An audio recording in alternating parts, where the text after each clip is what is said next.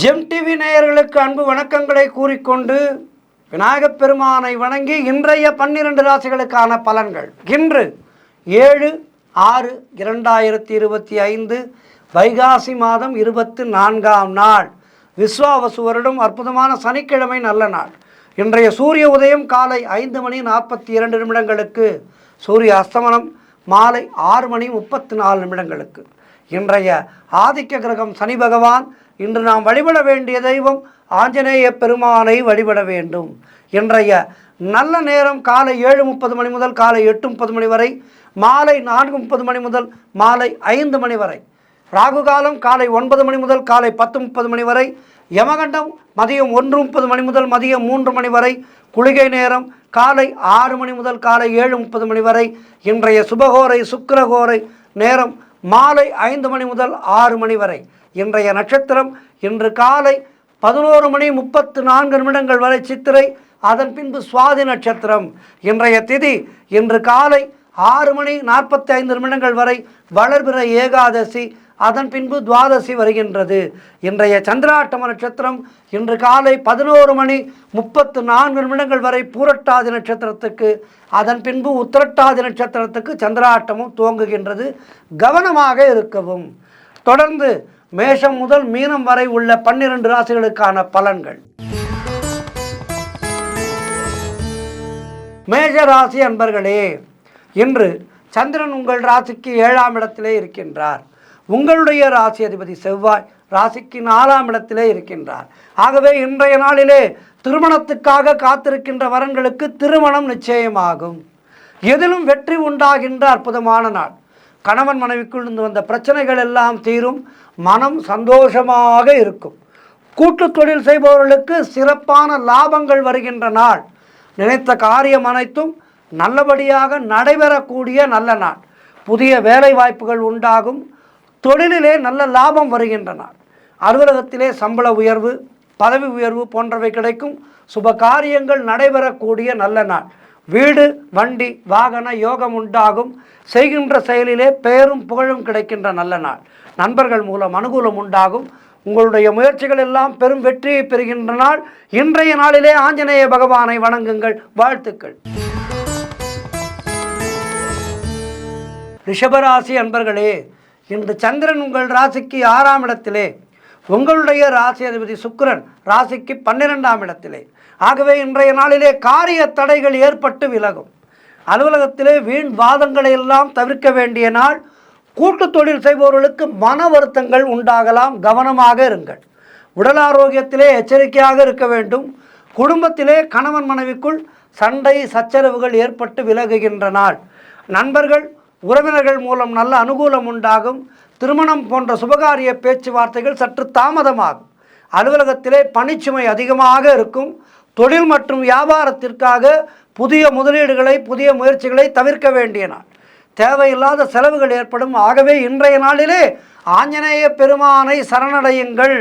ஜெய ஸ்ரீராம் என ஆஞ்சநேய பகவானுடைய பாதங்களை பற்றி கொள்ளுங்கள். அவர் அருளால் உங்களுக்கு இன்றைய நாளிலே தீது நடக்காமல் தப்பித்து விடுவீர்கள். வாழ்த்துக்கள். மிதுன ராசி அன்பர்களே, இன்று சந்திரன் உங்கள் ராசிக்கு 5ஆம் இடத்திலே, உங்களுடைய ராசி அதிபதி புதன் ராசியிலேயே இருக்கின்றார். ஆகவே இன்றைய நாளிலே உங்களுக்கு குழந்தைகளால் மகிழ்ச்சி உண்டாகும். தொழில் மற்றும் வியாபாரத்திலே நல்ல லாபம் உண்டாகின்ற நாள். நண்பர்கள் மூலம் அனுகூலம் உண்டாகும். சுபகாரியங்கள் நடைபெறக்கூடிய நல்ல நாள். புதிய வேலை தேடிக்கொண்டிருப்பவர்களுக்கு நல்ல வேலை கிடைக்கும். கடன் பிரச்சனைகள் தீரும். பதவி உயர்வோடு வேலை மாற்றம் ஒரு சிலருக்கு ஏற்படும். பழைய பாக்கிகள் எல்லாம் வசூலாகின்ற நாள். உழைப்புக்கு ஏற்ற ஊதியம் கிடைக்கும். திருமண பேச்சுவார்த்தைகள் சுபமாக முடியும். பணவரவு அதிகரிக்கும். சுபவிரயங்கள் ஏற்படக்கூடிய நாள். கணவன் மனைவியிடையே நல்ல ஒற்றுமை ஏற்படும். மொத்தத்தில் இன்றைய நாள் எல்லா வகையிலும் சிறப்புகள் தேடி வருகின்ற நல்ல நாளாக இருக்கின்றது. ஆஞ்சநேயரை வணங்குங்கள். வாழ்த்துக்கள். கடகராசி அன்பர்களே, இன்று சந்திரன் உங்கள் ராசிக்கு 4ஆம் இடத்திலே. ஆகவே இன்றைய நாளிலே சொந்த வீடு வாங்குவதற்கான முயற்சிகளை தொடங்கினால் வெற்றி கிடைக்கும். உத்தியோகத்திலே இருப்பவர்களுக்கு சம்பள உயர்வு, பதவி உயர்வு, இடமாற்றம் போன்றவை கிடைக்கும். திருமண பேச்சுவார்த்தைகள் சுபமாக முடியும். உங்களுடைய முயற்சிகள் எல்லாம் பெரும் வெற்றி பெறுகின்ற நல்ல நாள். பண வரவு தாராளமாக கிடைக்கும். குழந்தை பாக்கியத்திற்காக காத்திருக்கின்ற தம்பதிகளுக்கு சந்தான பிராப்தி உண்டாகும். நண்பர்கள் உறவினர்களால் நல்ல ஆதாயம் உண்டாகும். தாய்வழி உறவுகளின் மூலம் ஆதாயம் உண்டாகும். தொழிலிலே நல்ல வளர்ச்சி உண்டாகும். கணவன் மனைவிடையே நல்ல ஒற்றுமை ஏற்படும். குலதெய்வ வழிபாடு அனுகூலத்தை தரும். முன்னோர்களுடைய ஆசீர்வாதம் பரிபூர்ணமாக கிடைக்கும். புதிய முயற்சிகள் எல்லாம் பெரும் வெற்றியை தரக்கூடிய அற்புதமான நாள். ஆஞ்சநேயரை வணங்குங்கள். வாழ்த்துக்கள். சிம்ம ராசி அன்பர்களே, இன்று சந்திரன் உங்கள் ராசிக்கு 3ஆம் இடத்திலே இருக்கின்றார். உங்களுடைய ராசி அதிபதி சூரியன் ராசிக்கு 10ஆம் இடத்திலே இருக்கின்றார். ஆகவே இன்றைய நாளிலே நீங்கள் எடுக்கின்ற முயற்சிகளிலெல்லாம் பெரும் வெற்றி கிடைக்கும். இளைய சகோதரர்கள் மூலம் நல்ல அனுகூலம் உண்டாகும். குழந்தைகளுக்காக சுப செலவு செய்யக்கூடிய நாள். அலுவலகத்திலே சிலருக்கு வேலை மாற்றம் ஏற்படும். பொருள் வரவும் தனலாபமும் அதிகரிக்கின்ற நாள். திடீர் அதிர்ஷ்டங்கள் சிலருக்கு தேடி வரும். கூட்டு தொழில் செய்பவர்களுக்கு அதிலே அற்புதமான லாபங்கள் வரக்கூடிய நல்ல நாள். வேலை தேடிக்கொண்டிருப்பவர்களுக்கு நல்ல வேலை கிடைக்கும். தொழில் மற்றும் வியாபாரத்திலே சிறப்பான வளர்ச்சி. திருமணம் போன்ற சுபகாரிய பேச்சுவார்த்தைகள் இனிதே முடியும். தந்தை உறவு வழியிலே நல்ல அனுகூலம் உண்டாகும். நண்பர்கள் மூலம் எதிர்பார்த்த உதவிகள் கிடைக்கும். உடல் ஆரோக்கியத்திலே சிறப்பான முன்னேற்றம். மொத்தத்தில் இன்றைய நாள் சிம்ம ராசியினருக்கு அதி அற்புதமான நாளாக இருக்கின்றது. ஆஞ்சநேயரை வணங்குங்கள். வாழ்த்துக்கள். கன்னியா ராசி அன்பர்களே, இன்று சந்திரன் உங்கள் ராசிக்கு 2ஆம் இடத்திலே, உங்களுடைய ராசி அதிபதி புதன் ராசிக்கு 10ஆம் இடத்திலே. ஆகவே இன்றைய நாளிலே நீங்கள் எதிர்பார்த்த விஷயங்கள் எல்லாம் நல்லபடியாக நடக்கும். தொழில் மற்றும் வியாபாரத்திலே சிறப்பான முன்னேற்றம் உண்டாகும். திருமணம் போன்ற சுபகாரிய பேச்சுவார்த்தைகள் இனிதே முடியும். அவரவர்களுடைய வயதுக்கேற்ப அவரவர்களுக்கு நல்லது நடக்கும். உறவினர்களோடு இருந்து வந்த மன வருத்தங்கள் தீரும். பிள்ளைகளால் பெருமை ஏற்படும். வாழ்க்கை துணையால் மகிழ்ச்சி உண்டாகும். கடன் பிரச்சனைகள் முற்றிலுமாக ஒரு முடிவுக்கு வரும். பொருளாதாரத்திலே சிறப்பான முன்னேற்றம் இருக்கும். பழைய பாக்கிகள் வசூலாகும். காரிய வெற்றிகள் உண்டாகின்ற நாள். கூட்டு தொழில் செய்பவர்களுக்கு அதிலே சிறப்பானதொரு லாபம் ஏற்படும். எதிர்பார்த்த இடமாற்றம் கிடைக்கும். திருமணம் போன்ற சுபகாரிய பேச்சுவார்த்தைகள் இனிதே முடியும். புதிதாக ஏதேனும் பொருட்கள் வாங்கி சுப செலவு செய்வீர்கள். இன்றைய நாளிலே ஆஞ்சநேயரை வணங்குங்கள். மேலும் சிறப்பாக இருக்கும். வாழ்த்துக்கள். துலாம் ராசி அன்பர்களே, இன்று சந்திரன் உங்கள் ராசியிலேயே இருக்கின்றார். உங்களுடைய ராசி அதிபதி சுக்கிரன் ராசிக்கு 7ஆம் இடத்திலே இருக்கின்றார். ஆகவே இன்றைய நாளிலே மனம் சந்தோஷமாக இருக்கும். அலுவலகத்திலே பதவி உயர்வு, சம்பள உயர்வு போன்றவை கிடைக்கும்.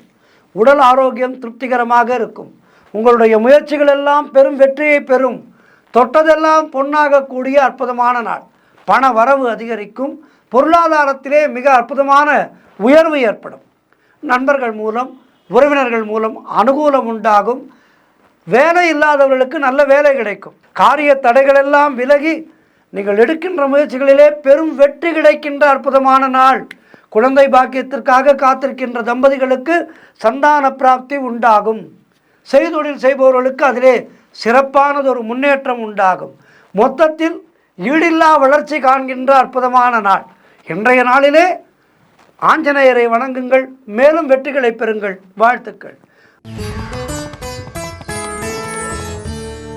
விருச்சிக ராசி அன்பர்களே, இன்று சந்திரன் உங்கள் ராசிக்கு 12ஆம் இடத்திலே, உங்களுடைய ராசி அதிபதி செவ்வாய் ராசிக்கு 9ஆம் இடத்திலே. ஆகவே இன்றைய நாளிலே குலதெய்வ வழிபாடு வெற்றியை தரும். வீண் வாக்குவாதங்களை எல்லாம் தவிர்க்க வேண்டிய நாள். வேலை மாற்றம் ஒரு சிலருக்கு உண்டாகும். தேவையில்லாமல் மற்றவர்களுடைய விஷயங்களிலே தலையிடக்கூடாது. மேலதிகாரிகளால் நெருக்கடிகள் உண்டாகும். வீண் விரயங்கள் உண்டாகும். கவனமாக இருக்க வேண்டும். தொழில் சம்பந்தமான புதிய கடன் எதுவும் வாங்காதீர்கள். புதிதான முயற்சிகளை தள்ளி போடுங்கள். உத்தியோக உயர்வு, பணியிட மாற்றம் போன்றவை கிடைப்ப வாய்ப்பு இருக்கின்றது. பொருளாதாரம் நெருக்கடியாக இருக்கின்றது. அலுவலகத்திலே வேலை பளு அதிகமாக இருக்கும். உடல் ஆரோக்கியத்திலே எச்சரிக்கையாக இருக்க வேண்டும். தொழிலிலே புதிய முதலீடுகளை, புதிய முயற்சிகளை முற்றிலுமாக தவிர்த்து விடுங்கள்.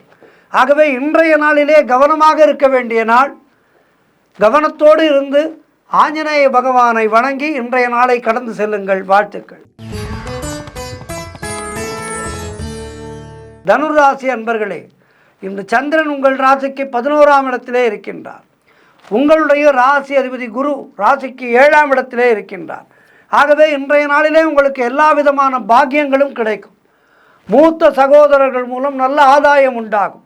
பொருளாதாரத்திலே பெரும் வளர்ச்சி ஏற்படும். குடும்ப ஒற்றுமை சந்தோஷத்தை தரும். நண்பர்கள் மூலம் உறவினர்கள் மூலம் அனுகூலம் உண்டாகும். எதிர்பார்த்த பணங்கள் கைக்கு வரும். வீடு வண்டி வாகன மாற்றம் ஏற்படும். குழந்தைகளால் பெருமை ஏற்படும். காரிய தடைகளெல்லாம் விலகி காரிய வெற்றிகள் உண்டாகின்றன. உடல் ஆரோக்கியத்திலே முன்னேற்றம் உண்டாகும். சுபகாரியங்கள் நடப்பதற்கான சூழ்நிலைகள் ஏற்படுகின்றது. இல்லத்திலே சுபகாரியங்கள் நடைபெறுவதற்கான சூழ்நிலைகள் ஏற்படுகின்றது. ஆகவே அது விஷயமான பேச்சுவார்த்தைகளை துவங்கினால் வெற்றி கிடைக்கும். கடன் பிரச்சனைகள் தீரும். வேலை இல்லாதவர்களுக்கு நல்ல வேலை கிடைக்கும். மொத்தத்தில் இன்றைய நாள் அற்புதமான நாள். இன்றைய நாளிலே ஆஞ்சநேயரை வணங்கி மேலும் நற்பலன்களை பெறுங்கள். வாழ்த்துக்கள். மகர ராசி அன்பர்களே, இன்று சந்திரன் உங்கள் ராசிக்கு 10ஆம் இடத்திலே இருக்கின்றார். உங்களுடைய ராசி அதிபதி சனி ராசிக்கு 2ஆம் இடத்திலே இருக்கின்றார். ஆகவே இன்றைய நாளிலே உங்களுடைய திறமைகள் வெளிப்படும். பெயரும் புகழும் கிடைக்கக்கூடிய நல்ல நாள். பொருளாதாரத்திலே பெரும் வளர்ச்சி உண்டாகும். குழந்தை பாக்கியம் உண்டாகும். தாய் வழி சொந்தங்களின் உதவிகளெல்லாம் கிடைக்கின்ற நல்ல நாள். கடன் தொல்லைகள் விலகும். மனக்குழப்பங்கள் தீரும். புதிய முயற்சிகள் கைகூடும். தொழில் மற்றும் வியாபாரத்திலே சிறப்பான முன்னேற்றம் ஏற்படும். திருமணம் போன்ற சுபகாரிய பேச்சுவார்த்தைகளில் இதே முடியும்.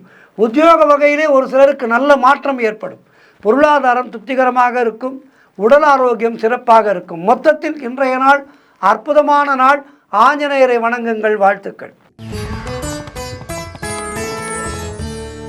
கும்பராசி அன்பர்களே, இன்று சந்திரன் உங்கள் ராசிக்கு 9ஆம் இடத்திலே இருக்கின்றார்.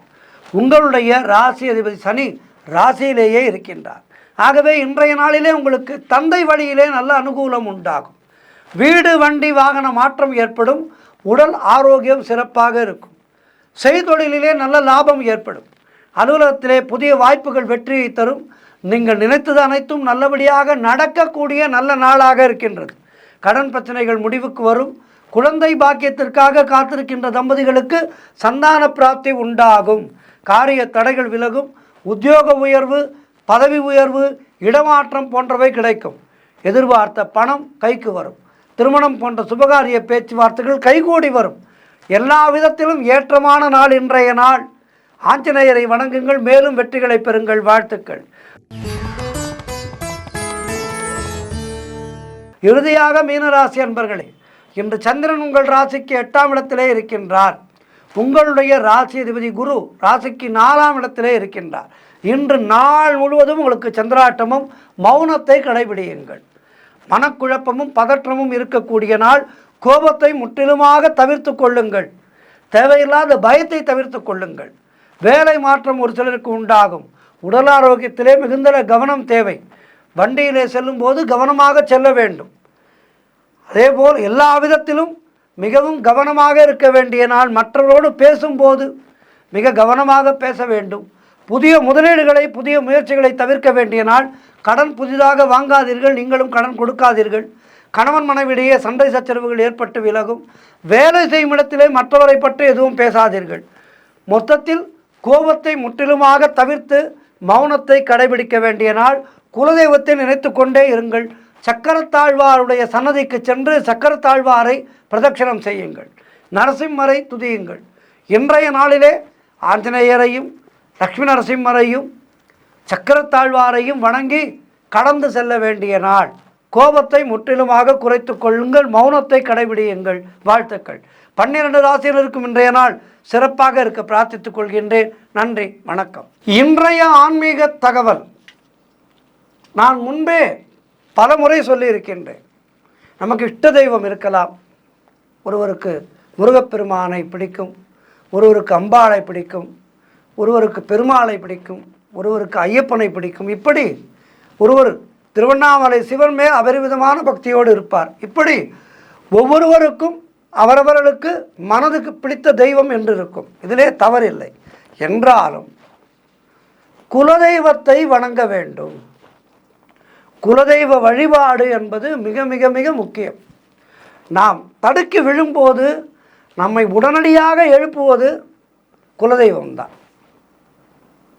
நமக்கு ஏதேனும் ஒரு கஷ்டம் வருகின்றது என்றால் அந்த கஷ்டத்திலிருந்து நம்மை உடனடியாக மீட்க ஓடி வருவது குலதெய்வம்தான். ஆனால் ஒன்று, குலதெய்வத்தை நாம் அழைக்க வேண்டும். குலதெய்வத்தை அனுதினமும் நினைத்து கொண்டே இருக்க வேண்டும். சாப்பிட உட்காரும்போது குலதெய்வமே இன்றைக்கு இந்த உணவை கொடுத்தாய் நன்றி என குலதெய்வத்தை நினைக்க வேண்டும். காலையிலே எழுந்திருக்கும் போதே குலதெய்வமே இன்றைய நாளிலே எனக்கு விடியலை கொடுத்தாய் என வணங்க வேண்டும். இப்படி குலதெய்வத்தை நினைத்து கொண்டே இருக்கும்போது நமக்கு எப்படிப்பட்ட கஷ்டம் வந்தாலும், அதாவது குலதெய்வத்தை நினைப்பவர்களுக்கு கஷ்டம் வராது. கஷ்டம் வந்துவிட்டாலும் குலதெய்வம் உடனடியாக நமக்கு உதவிக்கு ஓடி வரும். சரி, இந்த குலதெய்வத்தினுடைய ஆசை கிடைப்பதற்கு நாம் என்ன பரிகாரம் செய்ய வேண்டும்? நம்முடைய முன்னோர்கள் எல்லாவற்றுக்குமே இதை இப்படி செய்ய வேண்டும் என நமக்கு அறிவுறுத்தி இருக்கின்றார்கள் அல்லவா? அப்படி நம்முடைய முன்னோர்கள் இதற்கு என்ன சொல்லி கொடுத்திருக்கிறார்கள், அதை இன்றைய நாளிலே பார்க்க இருக்கின்றோம். நம்முடைய முன்னோர்கள் பல பல தலைமுறைகளாக வணங்கி பின்பற்றி வரக்கூடிய ஒரு வழிபாடு தான் இந்த குலதெய்வ வழிபாடு என்பது. இத்தனை தலைமுறைகளாக இந்த குலதெய்வத்தை நாம் வழிபாடு செய்கின்றோம் என்றாவது அந்த குலதெய்வம் நம் முன்னே வந்து நின்றிருக்கின்றதா? கலியுகத்திலே தெய்வம் கண்முன்னே வந்து நிற்காது. அதாவது நம்முடைய புறக்கண்களுக்கு அது நிச்சயமாக சாத்தியமில்லை. ஆனால் வெளியிலே இருக்கின்ற கண்களுக்கு தெரியாத கடவுள் அகத்திலே நமக்கு இருக்கின்ற அகக்கண்கள் இருக்கின்றதல்லவா, அந்த அகக்கண்கள் மூலமாக பார்க்க முடியும். குலதெய்வத்தை நாம் பார்க்க வேண்டும் என்றால் அந்த குலதெய்வ வழிபாடு என்பது ஒரு வளர்பிறையிலே நல்ல நாளாக பார்த்து தேர்ந்தெடுத்து, வளர்பிறை வெள்ளிக்கிழமை, பௌர்ணமி போன்ற தினங்களிலே இந்த வழிபாட்டை செய்ய வேண்டும். மிக மிக மிக சிறப்பை கொடுக்கும் இந்த வழிபாடு. சுத்தமான பசுஞ்சான விபூதியை கையிலே எடுத்துக்கொள்ள வேண்டும். அதிலே கொஞ்சமாக பன்னீர் விட்டு பிசைந்தால் உருண்டை பிடிக்க வரும். சின்ன சின்ன விபூதி உருண்டைகள், கோலி குண்டு சைஸிலே 3 உருண்டைகளை தயார் செய்து ஒரு தட்டிலே வைத்து மஞ்சள் குங்குமம் போட்டு வைத்து பூஜை அறையிலே வைத்து விட வேண்டும். வழிபாட்டை துவங்குவதற்கு முன் வழக்கம் போல பூஜைக்கு என்னவெல்லாம் தேவையோ அதையெல்லாம் செய்ய வேண்டும். குறிப்பாக வீட்டை சுத்தப்படுத்த வேண்டும்.